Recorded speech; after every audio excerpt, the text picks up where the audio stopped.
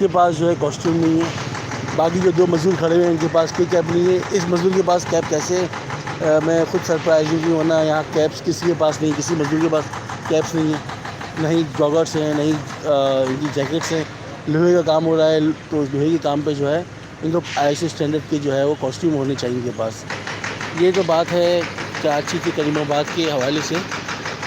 और देखिए काम तो होता है, काम हो जाता है, मगर आप अगर ISO स्टैंडर्ड को मीट नहीं करेंगे तो कैसे चलेगा मामला। अगर कोई गैर मुल्की मीडिया यहाँ आता है और देखता है तो वो तो ये बोलेगा ना कि आपने ISO स्टैंडर्ड को मीट नहीं किया हुआ। आप देखिए अरबों रुपए तो लगा रहे हैं ना अंडरपास में। जब अरबों रुपए आप जब लगा रहे हैं तो अरबों रुपए को आप जस्टिफाई भी तो करें ना यार। जो आप ठेकेदार को ठेका दे रहे हैं उसकी आप प्रोफाइल भी तो चेक करें ना, क्या है कि मज़दूरों को वो क्यों सपोर्ट नहीं कर रहा, क्यों फैसिलिटेट नहीं कर रहा, क्यों बिजली की चोरी यहाँ से कर रहा है, क्यों यहाँ का पानी इस्तेमाल कर रहा है। तो ये तो उससे सवाल करना चाहिए ना कि हुकूमत तो उसको पैसे दे रही है तो वो क्यों चोरी कर रहा है, वो क्यों डंडी मार रहा है। तो ये चीज़ जो है वो सवालिया निशान है। मैं हुकूमत पे या मैं बैरिस्टर मुर्तज़ा वहाँ पे तनकीद नहीं कर रहा, मैं तनकीद जो कर रहा हूँ ठेकेदार पे कर रहा हूँ। और इस ठेकेदार की अकाउंटेबिलिटी करनी चाहिए मुर्तज़ा वहाब साहब को और वज़ीर आला साहब को। बाकी आप देख सकते हैं यहाँ स्टिल जो है काम हो रहा है, खुदाई हो रही है। ये जो मशीन जो टक टक टक टक कर रही है, ये क्या कर रही है, ये ज़मीन को खोद रही है। जब ज़मीन खुद जाएगी अच्छी खासी तो फिर यहाँ से जो मलबा है इन 2 ट्रक में डाला जाएगा और ये ट्रक जो है डंप करके आएंगे इस मलबे को। अच्छा, इसमें एक सवाल ये भी होता है कि जो मलबा जाता है वो जाता कहाँ है। कुछ लोग कहते हैं कि ठेकेदार भेज देता है, कुछ लोग कहते हैं ये मलबा गवर्नमेंट की प्रॉपर्टी होती है तो ये उसको संभाल लेते हैं। कुछ कहते हैं कि भाई यहाँ जो सीमेंट का काम होता है इस सीमेंट के काम में जो है इस मलबे के काम में लेके आया जाता है। तो आप देखिए कि मुस्तकिल मशीन जो है लगी हुई है और ये जो आवाज़ आ रही है आपको इस मशीन की आ रही है, ये ज़मीन को खोद रही है।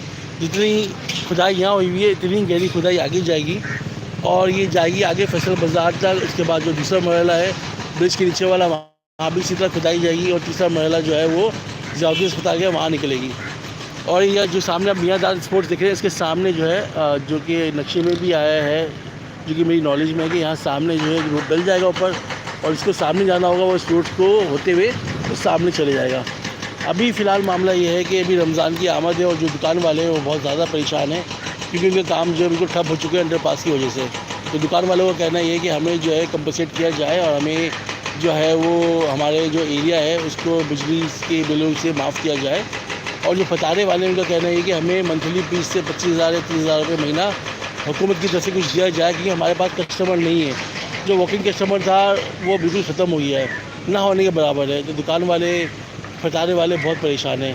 हालांकि जो करीमाबाद है यहाँ आपको कपड़े बनाना बचकाना जनाना मर्दाना मिलेंगे, साथ साथ यहाँ आपको पेनाफ्लेक्स की मार्केट मिलेगी, यहाँ आपको सारे स्पोर्ट्स वाले मिलेंगे, यहाँ आपको कन्फेक्शनरी ग्रोसरी आइटम मिलेंगे। तो यहाँ जितने भी दुकान वाले हैं सब परेशान हैं, चाहे वो मेन रोड वाले हों चाहे पीछे गली वाले हों। सबका कहना ये है कि इनके जो कस्टमर हैं वॉकिंग कस्टमर 99% वो इस अंडरपास की वजह से हिट कर गए हैं और वो आ नहीं रहे। इवन कि जो होटल वाले हैं वो भी यही कह रहे हैं। तो आपसे जो भी हुकूमत के वक्त है उनसे गुजारिश है कि उनको कंपनसेट करें, इन दुकान वालों के लिए कोई कमेटी बनाएं, कतार वालों की कमेटी बना के उनको कंपनसेट किया जाए। साथ साथ यहाँ ये है कि आप देख सकते हैं कचरा नीचे गिरा हुआ है। मैं पिछले 4 महीने से चिल्ला रहा हूँ कि कचरा यहाँ कोई उठा नहीं रहा। अब वो मुकाम आ गया है कि कचरा उड़ के नीचे जा रहा है। अब जब नीचे कचरा जाएगा तो मुझे बताएं क्या हाल होगा। आप देखें क्या बेधड़क और बेढंगा लग रहा है कि कचरा नीचे पड़ा हुआ है और कचरा आप देखिए ऊपर भी पड़ा हुआ है। हालांकि ऐसा नहीं कि सॉलिड वेस्ट मैनेजमेंट वाले काम नहीं कर रहे हैं, सॉलिड वेस्ट मैनेजमेंट वाले काम कर रहे हैं, रोडों पे काम कर रहे हैं, मगर वो इस तरफ नहीं आ रहे। अब इस तरफ ना आने की वजह इनकी क्या है ये बिल्कुल नहीं पता। आगे भी बहुत ज़्यादा कचरे का ढेर है, ये भी कचरा आप देख सकते हैं नीचे पड़ा हुआ है।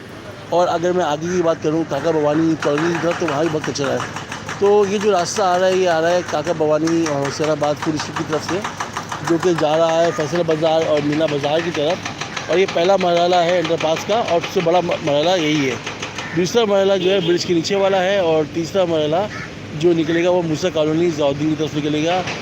सुना है कि जो अंडरपास निकलेगा वो हबीब मेडिकल सेंटर की तरफ निकलेगा और वहाँ से फिर वो ज़ियाउद्दीन की तरफ रास्ता जाएगा।